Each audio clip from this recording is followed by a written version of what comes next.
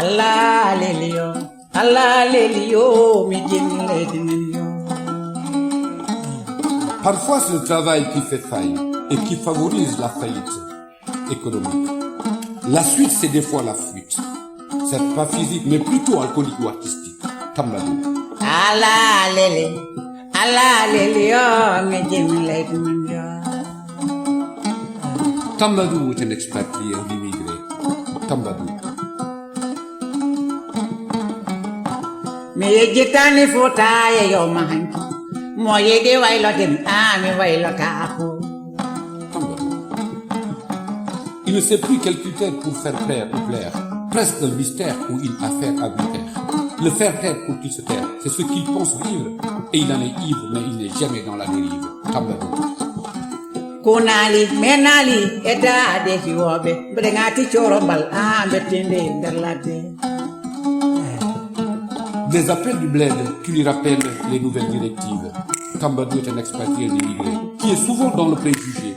C'est adjugé sans être jugé, ni administré, toujours sinistré de ces troubles qui le pénalent.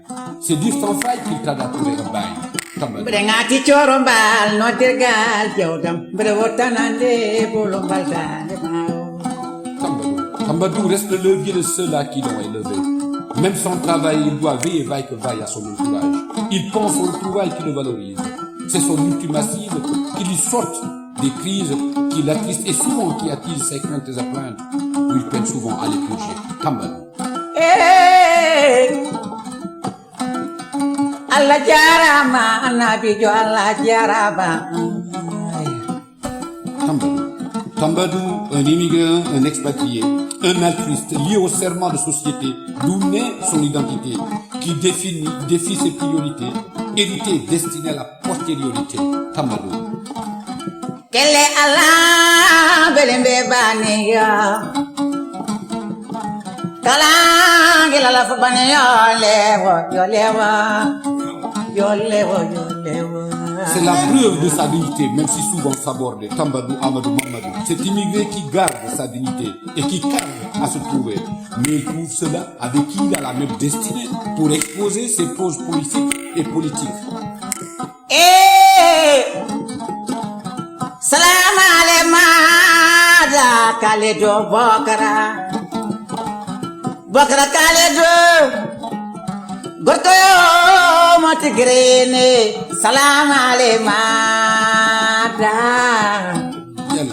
Pour exposer ses idées et éviter de s'exposer aux causes politiques et pathétiques des politiques qui se croient souvent si prophétiques.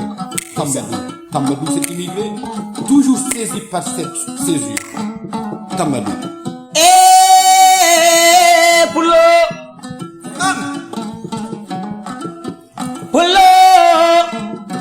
Pulang koi modaga khoberi wanyalobe Bokara Kaledo salam alaikum pulang. Bienvenue Yala, bismillah Yala Diop. Il évite cette césure, cette cassure avec cette culture.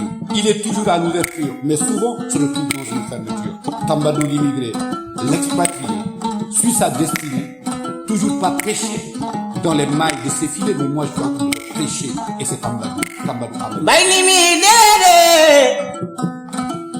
mi jole otoji mi tachi maje mi tachi kolade hangar mi tigrene to me pulam ma jasadi pulam min Bokar Kalidou mi jarima ano Yalla mi jarima ano Tambadou mi yimi Tambadou mi yillima Tambadou mi yima Tambadou mi yidima Tambadou Amadou Mamadou. Cet immigré qui tarde à se trouver mais qui trouve toujours ceux avec qui il a la même destinée pour exposer ses idées et éviter de s'exposer aux causes politiques et pathétiques des politiques qui se croient souvent si prophétiques. Adjarama Yalla Diop.